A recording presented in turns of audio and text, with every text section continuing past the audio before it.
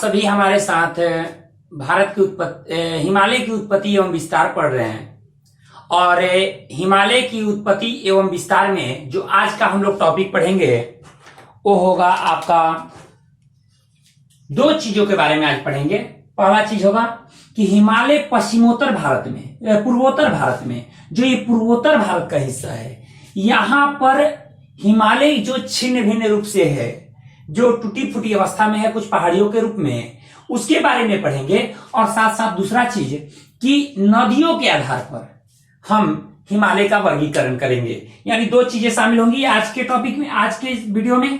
पहला चीज क्या कि पूर्वोत्तर भारत में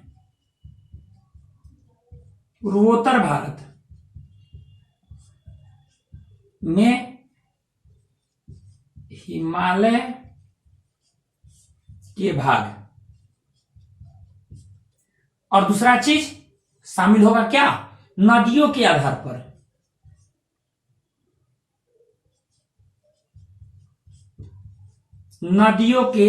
पर हिमालय का वर्गीकरण।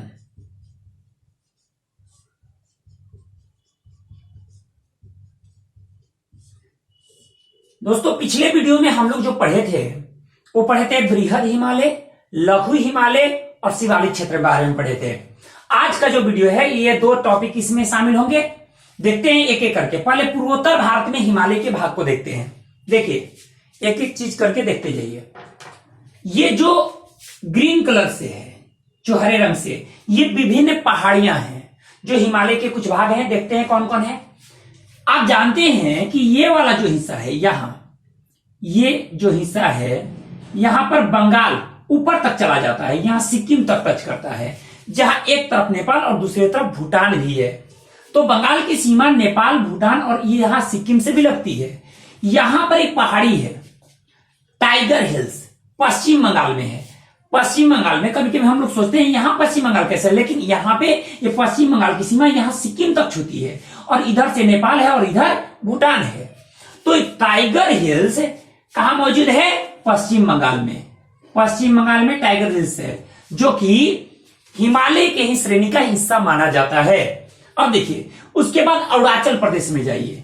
अरुणाचल प्रदेश में हम पिछले वीडियो में बताए थे डफला, मीरी, अबोर और मिसमी। नोट करते जाइए, डफला, मीरी, अबोर और मिसमी। पश्चिम से पूरब की ओर पहाड़ियों का क्रम अरुणाचल प्रदेश में, पश्चिम से पूरब की ओर पहाड़ियों का क्रम इस प्रकार है, डफला, मीरी, अबोर और मिसमी। ये चार पहाड़ियां हैं, ये चारों अरुणाचल प्रदेश की जनजातियां भी हैं, ये ध्यान रखिएगा। अब देखिए यहां आने के बाद यहां पर है नमचा बरवा। अरुणाचल प्रदेश के ऊपर तिब्बत वाले हिस्से में नमचा बरवा चोटी है। यहां से हिमालय दक्षिणवर्ती हो गया है, मतलब नीचे की ओर हो गया है। जहां अरुणाचल प्रदेश में पटकोई बुम की पहाड़ी, ये अरुणाचल प्रदेश में है पटकोई बुम की पहाड़ी। नोट करते जाइए। नागालैंड में नागा की पहाड़ी।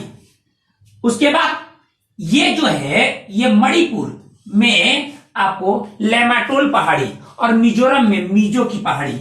ये आपके हिस्से हैं किसके, ये हिमालय के श्रेणी के हिस्से हैं। कौन कौन, अरुणाचल प्रदेश में पटकोई बुम पहाड़ी, नागालैंड में नागा की पहाड़ी, लैमाटोल पहाड़ी आपका मणिपुर में, और मिजोरम में मिजो पहाड़ी।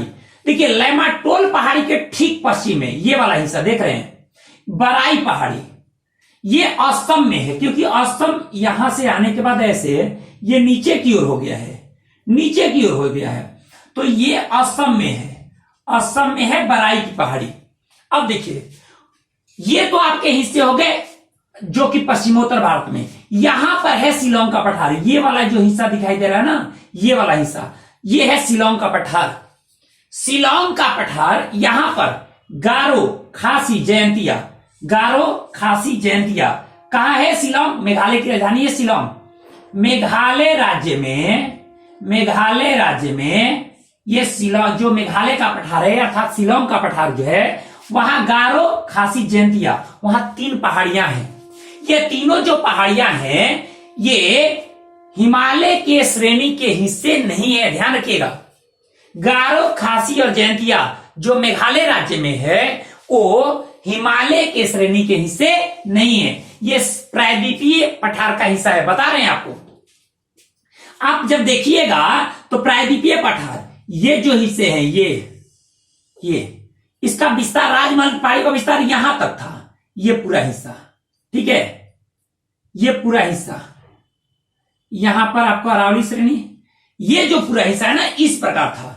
हुआ ये कि ये वाला हिस्सा जो रहा वो छिन्न भिन्न हो गया, नदियों का प्रवाह आप देखते ही हैं, ये वाला हिस्सा टूट गया और इसी में यहां पर जो पहाड़ियां विकसित हुई ये था गारो, खासी और जयंतिया। ये राजमहल के पहाड़ियों का ही विस्तारित रूप है। यहां पर राजमहल की पहाड़ियां हैं, यहां पर राजमहल की पहाड़ियां हैं, ठीक है। जो छोटा नागपुर पठार के ये किनारे है, छोटा नागपुर पठार के यहां इस हिस्से में है, खास करके झारखंड और पश्चिम बंगाल के आसपास, झारखंड में और पश्चिम बंगाल के कुछ हिस्से में मौजूद है।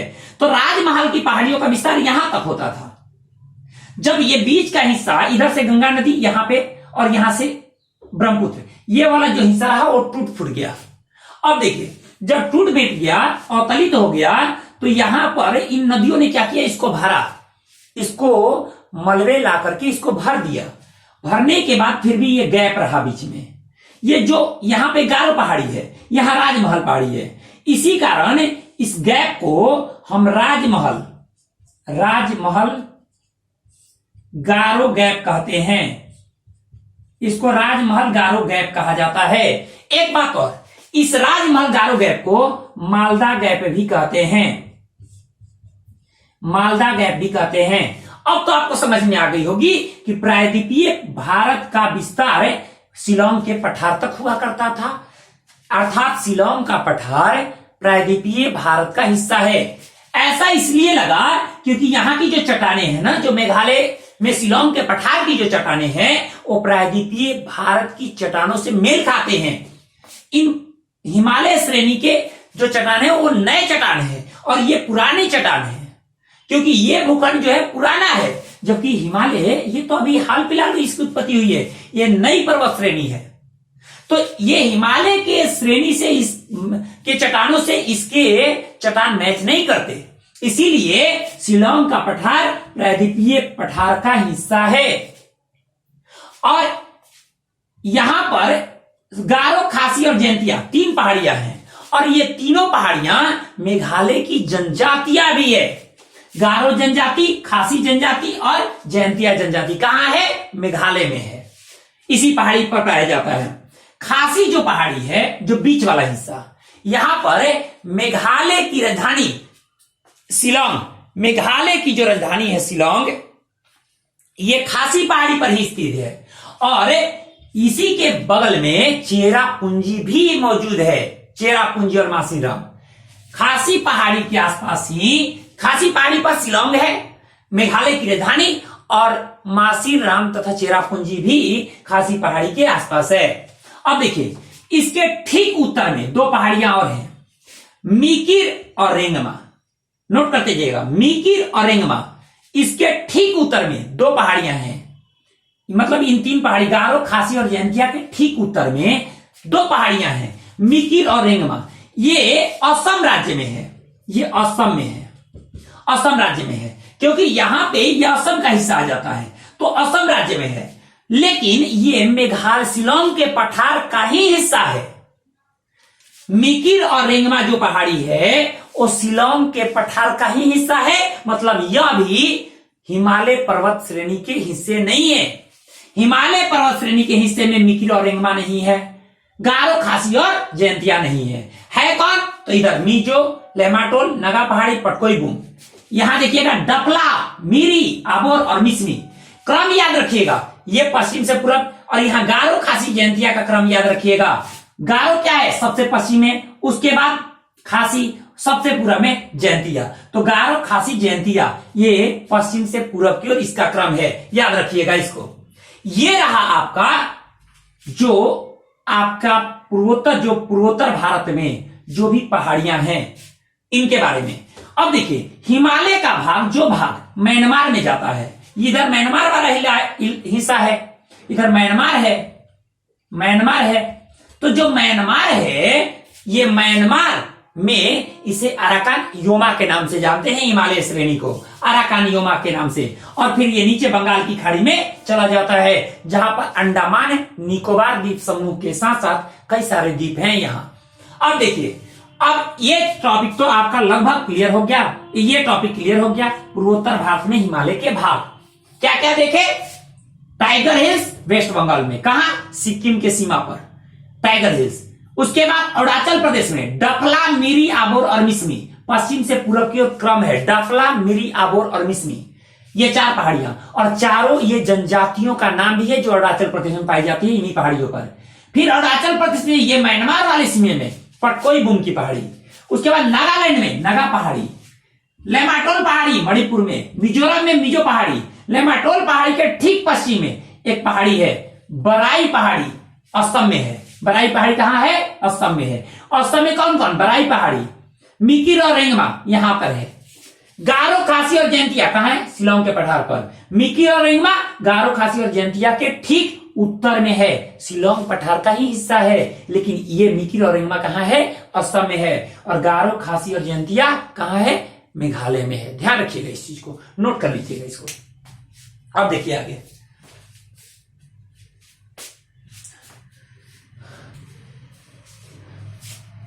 अब रह गया नदियों के आधार पर वर्गीकरण। नदियों के आधार पर हिमालय का वर्गीकरण। अब इसको आप लिखिए, नदियों के आधार पर हिमालय का वर्गीकरण। देखिए, सबसे पहले सिडनी बर्नार्ड ने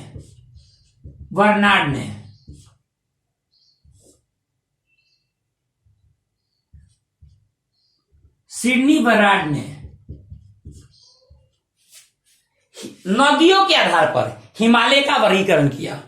बर्नार्ड या बुर्राड भी इसको कहते हैं। सिडनी बुर्राड ने नदियों के आधार पर हिमालय का वर्गीकरण किया। इस आधार पर, नदियों के आधार पर हिमालय को 4 भागों में बांटा। देखिए कौन कौन से भाग हैं, एक एक चीज को देख लीजिए। सिडनी भूगर्भ शास्त्री सिडनी बुर्नार्ड ने नदियों के आधार पर हिमालय को 4 वर्गों में बांटा। तो यहां नोट कीजिए, नदियों के आधार पर हिमालय का वर्गीकरण। आधार पर हिमालय का वर्गीकरण, हिमालय का वर्गीकरण 4 भाग। पहला है आपको कश्मीर हिमालय, कश्मीर हिमालय, कश्मीर या पंजाब हिमालय, हिमालय ये जो है ना, ये कहां से कहां तक है? ध्यान रखिएगा, ये कहां से कहां तक है? सिंधु नदी से, ये सिंधु नदी है, सिंधु नदी से, सिंधु से सतलज तक, सतलज तक, सिंधु से सतलज तक का क्षेत्र कश्मीर या पंजाब हिमालय कहलाता है।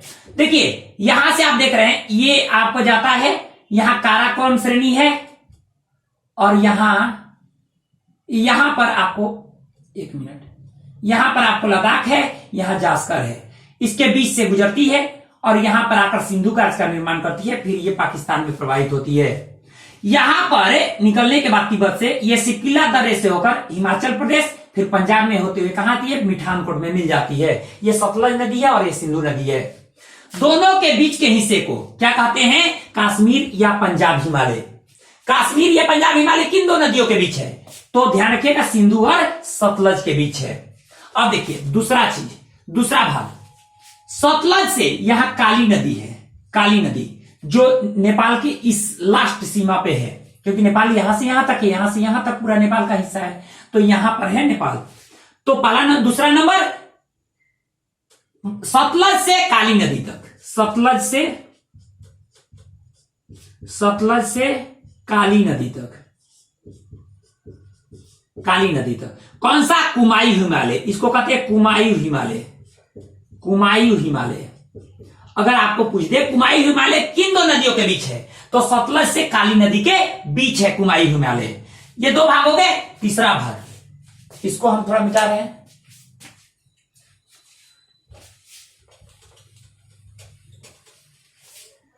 तीसरा भाग क्या है? यहां काली नदी है, यहां तीस्ता नदी है जो सिक्किम से होकर आती है और आने के बाद कहां, यहां ब्रह्मपुत्र में मिल जाती है। सिक्किम पश्चिम बंगाल से होते हुए आती है और बांग्लादेश में यहां ये ब्रह्मपुत्र में आकर मिल जाती है तीस्ता नदी। तो तीसरा, काली नदी से तीस्ता नदी तक, काली नदी से तीस्ता तक, तीस्ता नदी तक। ये कौन सा हिमालय है? इसको कहते हैं नेपाल हिमालय। नेपाल हिमालय, नेपाल हिमालय का देखिएगा तो इसका पूरा हिस्सा, मतलब काली से यहां तीस्ता तक पूरा हिस्सा कहां है? नेपाल में है, इसीलिए इसको नेपाल हिमालय कहते हैं। और चौथा, इस तीस्ता नदी से पूरा ये अरुणाचल प्रदेश के दिहांग नदी तक, मतलब ब्रह्मपुत्र तक, नमचा बरवा वाले क्षेत्र तक। तो अगला है आपको तीस्ता नदी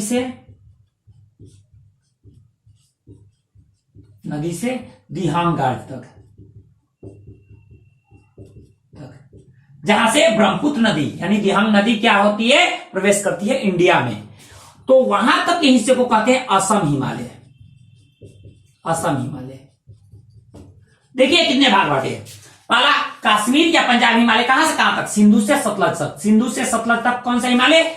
पंजाब या कश्मीर हिमालय। फिर सतलज से काली नदी तक, ये काली नदी है और ये सतलज नदी, सतलज से काली तक कुमायूं हिमालय। काली नदी से तीस्ता नदी तक कौन सा हिमालय? नेपाल हिमालय। और तीस्ता से लेकर दिहांग नदी तक, ये पूरा अरुणाचल प्रदेश के अंतिम छोर तक कौन सा हिमालय? असम हिमालय। अब देखिए इसमें, देखिए सबकी विशेषताएं देखिए। जो कश्मीर हिमालय है, जिसको हम पंजाब हिमालय कहते हैं, इस हिस्से में आप देखिएगा तो कई सारे क्षेत्र स्थित हैं। जैसे आप सिंधु से सतलज के बीच देखिएगा तो इसमें कई सारे पर्यटक स्थल हैं, जैसे वैष्णो देवी मंदिर। आप कश्मीर हिमालय में देखिए क्या है? वैष्णो देवी मंदिर। नोट करते जाइए, कश्मीर हिमालय में क्या क्या है? पहला है वैष्णो देवी मंदिर, देवी मंदिर।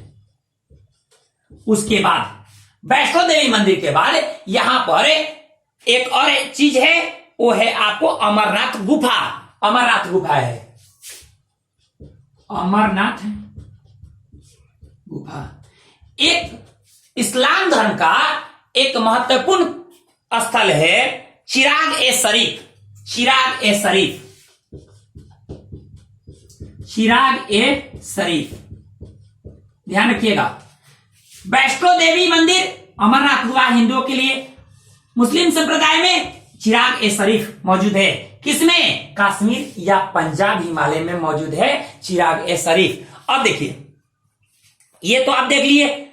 जम्मू जो क्षेत्र है उसके उत्तर में ही कटरा है। जब हम वैष्णो देवी जाना होता है तो हम जाते हैं ट्रेन से, कटरा उतरते हैं, कटरा में हम ठहरते हैं और ठहरने के बाद फिर हम कहां जाते हैं? वैष्णो देवी दर्शन के लिए। फिर चढ़ाई करना शुरू करते हैं, जहां से लगभग हम चढ़ाई करके पहाड़ को चढ़ करके और जाते हैं वैष्णो देवी मंदिर। ठीक है, कटरा में उतरने के बाद आराम करते हैं और उसके बाद वहां से हम लोग निकलते हैं। तो आप कभी जाते हैं तो कटरा जाते हैं और कटरा से फिर वैष्णो देवी के लिए आप प्रस्थान करते हैं, पहाड़ पे चढ़ाई करना शुरू करते हैं। तो ये ध्यान रखिएगा। तो वैष्णो देवी मंदिर, अमरनाथ गुफा और चिराग ए शरीफ कहां है? कश्मीर या पंजाब हिमालय में मौजूद है। अब दूसरा चीज आ जाइए, सतलज से काली नदी, ये है कुमायूं हिमालय। कुमायूं हिमालय जो है, इस हिमालय के इस क्षेत्र में यह मुख्य रूप से देखिएगा ना तो हिमाचल प्रदेश और उत्तराखंड में मौजूद है। मुख्य रूप से हिमाचल प्रदेश और उत्तराखंड में मौजूद है। उत्तराखंड में फूलों की घाटी इस कुमायूं हिमालय में ही मौजूद है। फूलों की घाटी कुमायूं हिमालय में ही मौजूद है। एक बात और है कि इसमें अगर देखिएगा तो कई सारी उत्तराखंड की प्रमुख चोटियां मौजूद हैं, जैसे बद्रीनाथ, नंदा देवी, त्रिशूल पर्वत, उसके बाद कामेत, केदारनाथ, बंदरपूछ। ध्यान रखिएगा, इस कुमायूं हिमालय में उत्तराखंड में कई सारी पर्वत चोटियां हैं। कौन कौन? कामेत, बंदरपूछ, उसके बाद नंदा देवी, त्रिशूल, ये जो भी हैं, ये बद्रीनाथ, ये सारी पर्वत चोटियां कहां है? उत्तराखंड में है। मतलब कुमाई हिमालय का सबसे ऊंची पर्वत चोटी नंदा देवी, कुमाई हिमालय की सबसे ऊंची पर्वत चोटी क्या है? नंदा देवी है। ध्यान रखिएगा, कश्मीर और पंजाब हिमालय से ज्यादा ऊंचाई वाला क्षेत्र है कुमाई हिमालय का क्षेत्र, जिसमें नंदा देवी सर्वोच्च चोटी है। इसी क्षेत्र में क्या है? फूलों की घाटी, फूलों की घाटी मौजूद है। कहां? कुमाई हिमालय में फूलों की घाटी मौजूद है। दून तथा द्वार घाटियां, मतलब देहरादून और हरिद्वार, ये घाटियां कहां है? तो इस कुमाई हिमालय में ही है। उत्तराखंड के दून तथा द्वार घाटियां कुमाई हिमालय में मौजूद है। नोट करते जाइए इसको। आगे देखिए, इसके बाद हम देखते हैं काली नदी से लेकर यहां तीस्ता नदी तक के क्षेत्र को क्या कहते हैं? नेपाल हिमालय। क्यों? क्योंकि इसका पूरा हिस्सा क्या है? नेपाल में है। इसीलिए ये कुमाई हिमालय से ज्यादा ऊंचाई वाला क्षेत्र है। ये नेपाल हिमालय कुमाई हिमालय से ज्यादा ऊंचाई वाला क्षेत्र है, क्योंकि इसी में दुनिया की सबसे ऊंची पर्वत चोटी माउंट एवरेस्ट स्थित है। इसके साथ साथ कंचनजंगा सिक्किम राज्य में, कंचनजंगा, उसके बाद मकालू, एवरेस्ट, मसालू, अन्नपूर्णा, धौलागिरी, ये सब मौजूद हैं इसी क्षेत्र में। ध्यान रखिएगा, मकालू, मसालू, माउंट एवरेस्ट, कंचनजंगा, ये सब चोटियां कहां मौजूद हैं? नेपाल हिमालय में स्थित है।